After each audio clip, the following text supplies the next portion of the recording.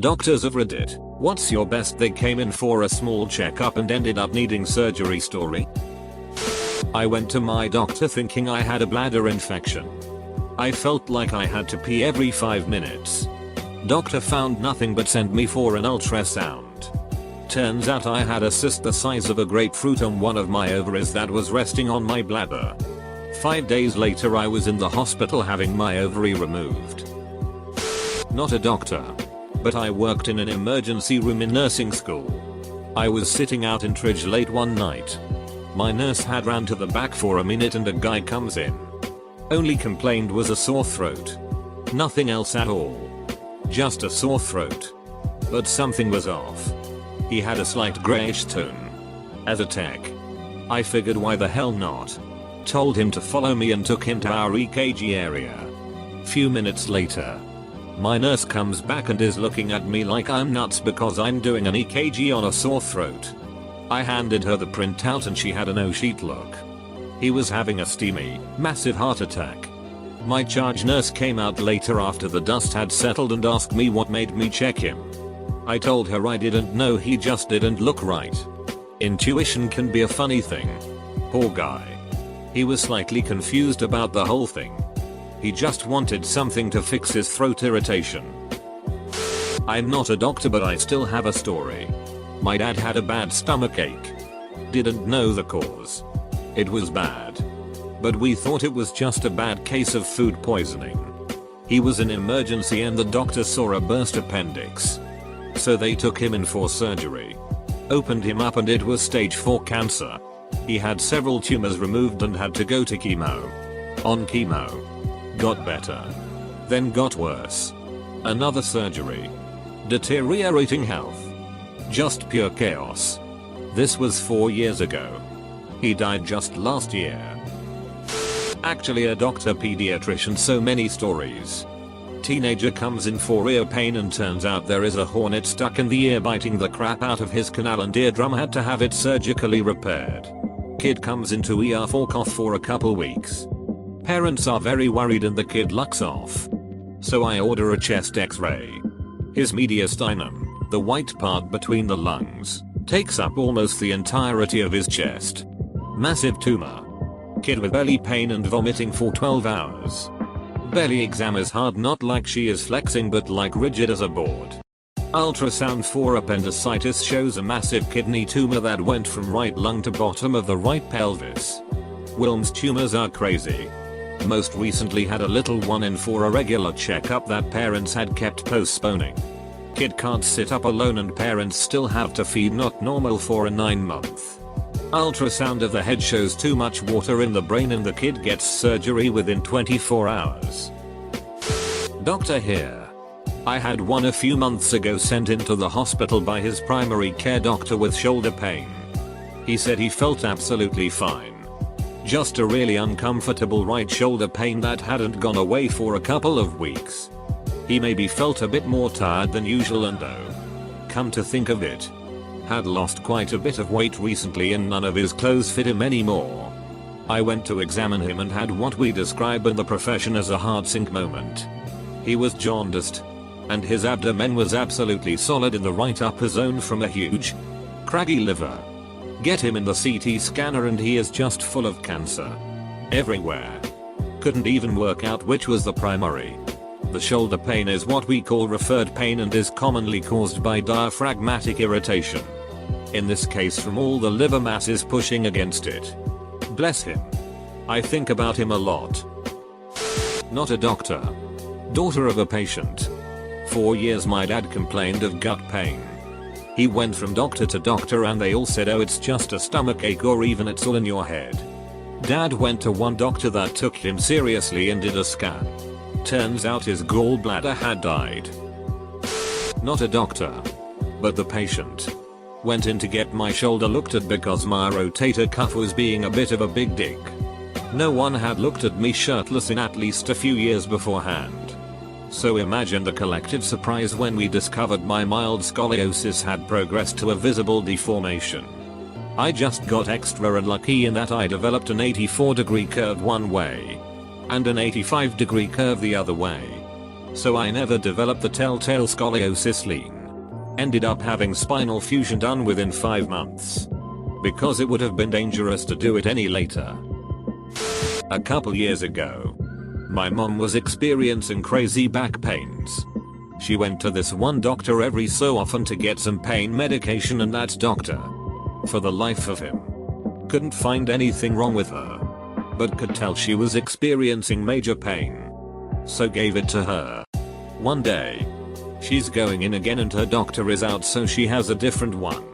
While being checked up, the doctor says, "So you're here for the broken back, then?" And my mom was really confused. Apparently, in 1999, she had been in a car accident where a tanker truck carrying gas rolled over her car and crushed her inside, but nobody had apparently noticed that her back was broken for almost 16 years. She had surgery on the day of my birthday and she's been a happier and more easygoing person since. Not a doctor. Mom was the patient. She went in to get a regular checkup, renew her prescriptions, etc. Mentioned that she had been having pain in one of her fingers. She had put off getting it checked cause she was thinking it was just arthritis. Doctor refers her to a hand doctor. Turns out it's a tumor that's wrapped around her bone and tendon. She gets surgery to remove it tomorrow. I am the patient. I work construction for a living and was working a job removing some very heavy laminated glass. Strenuous lifting all day long. During the course of the gig, my left testicle began to swell and hurt, and wasn't getting any better. I told my supervisor I suspected I had given myself a hernia. Not unheard of in my field. And went to the occupational healthcare clinic in town. The sweetest grandmotherly physician did the whole turn your head and cough deal. Awkward. Necessary. But yielded nothing. She recommends I check myself into the emergency room and get an ultrasound. Well, when the ultrasound tech finished the session by saying good luck to you, buddy, I suspected something amiss. Well, one removed testicle, a round of chemotherapy, and an abdominal lymph node removal later. Testicular cancer hasn't beaten me down. I'm awaiting my 4-month post-surgery CAT scan now. Fellas, check ya nuts. Not a doctor, but my dad has a pain in his back for a week or two. So he went to the doctors to make sure it wasn't more than a pulled muscle from catching for me when I practiced pitching in middle school. They did some scans, and he ended up being diagnosed with lymphoma. I like to say my wild pitching saved his life. He's been in remission for a few years. Never figured out what the back pain was. Not me. Not a doctor. A friend who is the definition of anti-establishment, anti-vax, anti-anything science-backed, always had a little bump on her nose. She put her oils on it, smooched with sage to remove the toxins, and regarded it as her beautiful bump. The bump gets bigger, darker. Her grandmother supposedly tricks her into going to the doc about it. I think she was supposed to be helping grandma to her own appointment, but sneaky grandma had other plans. Anyway, Miss Oliscure everything is currently in hospital having the entire left side of her nostril and part of her cheek removed due to skin cancer. Obligatory, not a doctor. This happened to an old co-worker of mine. I was a supervisor at a truck terminal. One of our delivery drivers was moving a pallet in his truck when the wheel of the jack caught some debris on the floor of the trailer, and he pulled something in his abdomen. He went to the doctor either that evening or the next day, and in the middle of the exam, the doctor basically just stopped and told him to go to the hospital like right away. It turned out he had a baseball-sized tumor in his abdomen, and it wound up being malignant. He died like half a year late. R.I.P. Jimmy. I went to the doctor trying to get a sick note so I could call out of work because my stomach hurt and I threw up a few times. I ended up in the hospital for 24 hours needing emergency surgery. I was pissed off. All I wanted to do was go home and play video games, but I was stuck watching hospital TV. 14-year-old cancer survivor comes in for his routine post-chemo screening echocardiogram. His heart was barely moving. I don't remember the EF. Probably in the low teens. We sat him and mom told for some bad news. Put Himmler on his arm for a PICC and walked him to the cardiac ICU. A few months later he has a heart transplant. Kids. Man. They can look great on the outside when compensated. Then you look at the images and just get nauseous for them. Scariest thing about pediatrics and number one reason why kids need kid doctors. Not a doctor, but my dad's skin was itching a lot and creams or allergy meds weren't giving relief. Went to the doctor and found out it was stage 4 liver cancer. He died 2 weeks later. We were all nuts for a while after that one. I am so sorry for your loss. I'm not surprised you were all nuts after that kind of shock. Itchiness seems to be a symptom of several very serious endocrine things. To the point where I think it should be better known as a danger sign. Not a doctor. But my dad had a bit of pain that wouldn't go away 3 years ago. Sat through all of Christmas morning. Then as soon as my family and my sister's family left, he took himself to the emergency room, I grant. But only because it was Christmas, so there weren't any walk-in clinics open. ER was only choice. He had ducting pancreatic cancer. And in the end he got the Whipple procedure done. Then chemo after, and latest news from his doctors is that it's 100% gone. Which is phenomenal for pancreatic. Edit. He was super lucky there were any symptoms at all early enough for it to matter. When I was 2 I had a really bad ear infection and fever, so my parents took me to the doctor's office. Turns out I had an infection in both ears. My sinuses. Something going on with my tonsils. Remember that for later. And a fever of 104 and climbing. My parents ended up getting some antibiotics. And everything cleared up for a while. But then for the next few months all of that would come back and then go away again. Remember my tonsils? Those duckers were why I was getting so sick. I can't remember exactly how. But they were causing all of these infections. So my parents took me to the hospital and I had surgery to have them removed. Then the doctor almost killed me by giving me too much anesthesia. So there's that too. TLDR. I almost died from a bunch of different infections and then the doctor nearly killed me during surgery. The reason there aren't a lot of responses from doctors is probably because when we see our patients, the thought process is never this person is here for a small problem. We are constantly thinking, what is the worst possible thing this person could have right now? How do I make sure these things are not happening? So when we discover something serious, it was already something we were worried about and trying to rule out. I try to think of every problem as a big problem until I'm absolutely sure it's not. In a home eye contribution to the thread, I saw an elderly lady for a sore toe. And when I asked her to take off her shoes, both of her feet were cold, purple, and pulseless from a loss of blood supply. Cue urgent CT and vascular surgery consult. She saw me in a walk-in clinic, so I'm not sure how she did, but the surgeon I spoke to did think they would be able to save her feet.